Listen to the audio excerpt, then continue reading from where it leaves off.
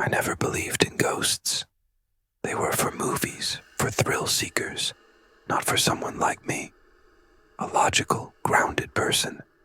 But that was before I spent a night in an old farmhouse my aunt inherited.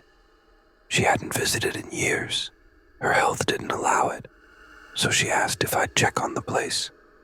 It was a perfect excuse to get away. The first night was quiet, nothing out of the ordinary. But on the second night, as I settled into the ancient bed in the guest room, I noticed something odd. A painting of a woman, maybe in her 30s, with dark eyes that seemed almost too real, hung opposite the bed. She wore a somber expression, her gaze following me around the room. I shrugged it off, but something about her was unsettling. At around 2 a.m., I woke to a creaking sound. It wasn't the house settling. It was too deliberate. The hair on my arm stood up, but I tried to ignore it. Then I felt something press down on the foot of my bed. I froze, holding my breath, heart hammering. Slowly, I lifted my head, and in the darkness, I saw it. A faint outline of a figure, seated at the foot of the bed, right where the weight pressed down. I wanted to scream, but couldn't. She, the figure, just sat there silent. Then, I heard a whisper, so close it felt like it was right next to my ear. "You can't leave." I bolted upright, but she was gone. The room was empty, and yet the bedspread where she had been was still creased. I didn't stay another minute in that house. I left at dawn, too terrified to look back at the room. When I told my aunt about the woman in the painting, she fell silent. Then she whispered almost to herself, "I never had a painting like that. But she died there. That woman in your story. She died in that room, and some nights she visits. To this day, I don't know what I saw, but I haven't been back to that farmhouse. And I know, without a doubt, she's still there, waiting for someone to share that room again." After that night, I tried to forget about the farmhouse, to push the memory into some dark corner of my mind. But the woman wouldn't let me go. Night after night, I'd wake up at exactly 2 a.m., my room silent and empty. But I could feel her. I couldn't explain it. I just knew she was there, watching. A month later, my aunt passed. In her will, she left the farmhouse to me. "To face what you've seen," she wrote. It felt like a curse. Selling it would take time, so I had no choice but to stay there for a week to sort things out. Every fiber of me screamed to stay away, but I couldn't. At exactly 2 a.m., I felt that weight again.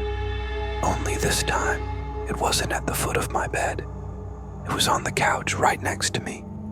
I didn't dare move. I could hear a soft, raspy breath, so close it felt like it was coming from inside me. Then, just as I was about to turn on the lamp, she whispered again, louder this time. "You can't leave until I'm free." I jumped up and the room went ice cold. But the worst part was when I looked toward the hallway.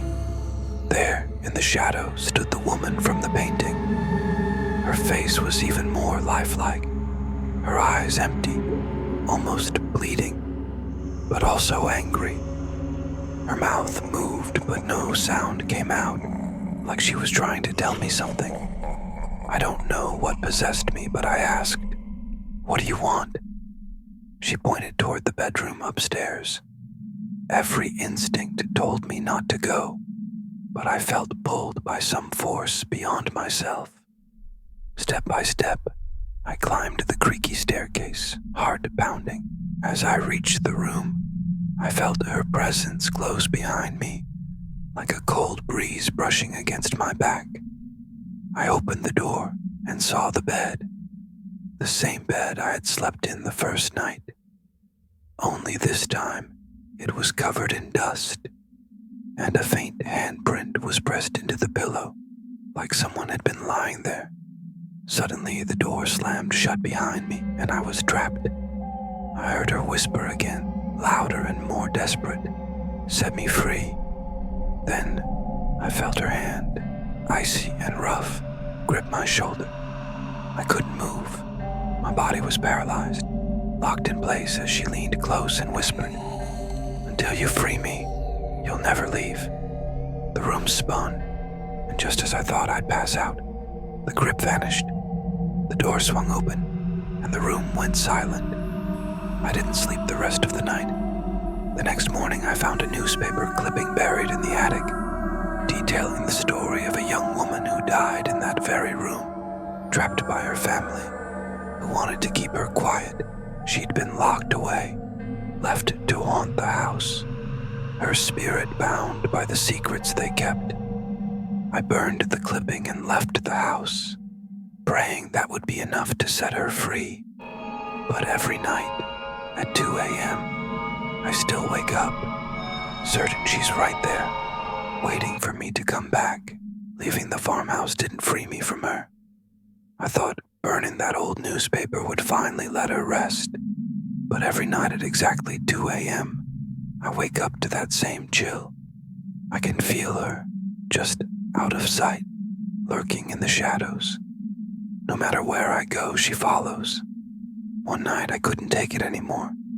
I was exhausted, haunted by sleepless nights, and that terrible breathy whisper always echoing in my head, "Set me free." So I decided to return, to face whatever nightmare awaited me in that cursed farmhouse.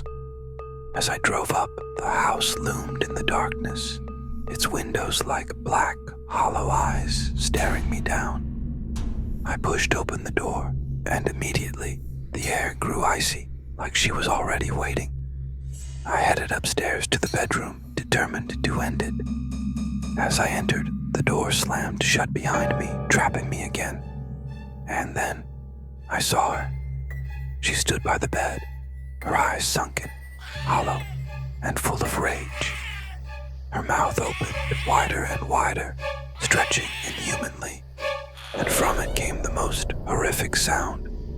A scream that wasn't quite a scream, more like a wail that seemed to come from deep inside my own head. I couldn't move. Her hand shot out, freezing cold, and gripped my wrist, squeezing tighter and tighter. "You should never have come back," she hissed. "Now you're trapped here, just like me." I tried to pull away, but her grip tightened, bone-crushing, until I fell to my knees. She loomed over me, her eyes flashing with something dark and eternal. I managed to whisper, "What do you want?" She leaned in, her face inches from mine, and whispered, "To take you with me." Her fingers slid around my neck, and suddenly I couldn't breathe. Darkness crept into the edges of my vision as her grip tightened. Just as I felt myself slipping away, she spoke one last time, her voice echoing in my mind. "I'll never be free, and now, neither will you." The next thing I remember, I woke up, back in my bed at home. I thought it had all been some terrible nightmare, but as I sat up, gasping, I noticed something horrible. In the reflection of my bedroom mirror, she was standing just behind me, a twisted smile on her face. Now, every night at 2 a.m., she's there, waiting in the shadows. No matter where I go, I can feel her just out of sight. And I know, one day soon, she'll drag me back to that house. It's been weeks now, and she's getting stronger. Every night at 2 a.m., she finds new ways to terrify me, new ways to remind me that I'm hers. At first, it was the little things. I'd wake up with bruises around my wrists, cold finger marks that didn't fade. Objects in my house began moving by themselves. A chair sliding across the floor, lights flickering on and off. Sometimes, in the dead silence of the night, I'd hear her laugh, a hollow, mocking sound that raised every hair on my body. Last night, things escalated. I'd fallen asleep on the couch, too afraid to go into my bedroom, where she waits for me in the mirror. But at 2 a.m., I woke to the feeling of ice-cold hands on my shoulders, pressing me down. I couldn't move, couldn't scream. I could only stare, wide-eyed, as she leaned over me, her face inches from mine. Her eyes were darker than I remembered, like pits that swallowed all light.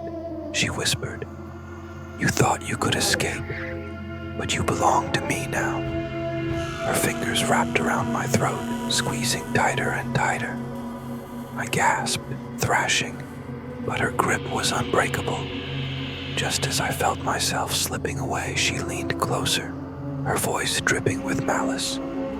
"This is just the beginning." Then I blacked out.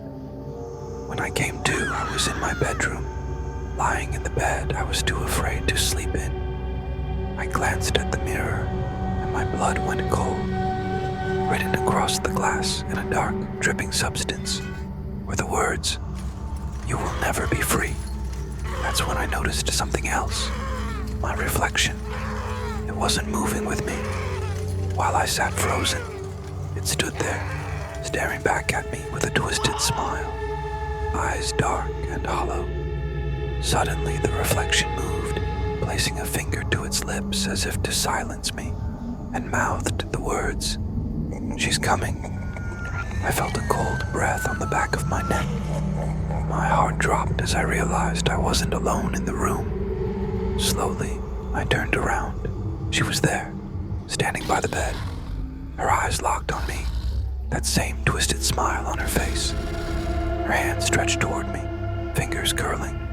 And as she moved closer, I felt a wave of despair so powerful, it almost knocked me out. Now, I realize there's no escape. She's here, closer every night, and I know one night soon, she'll pull me into that dark place she came from, a place where I'll be trapped just like her.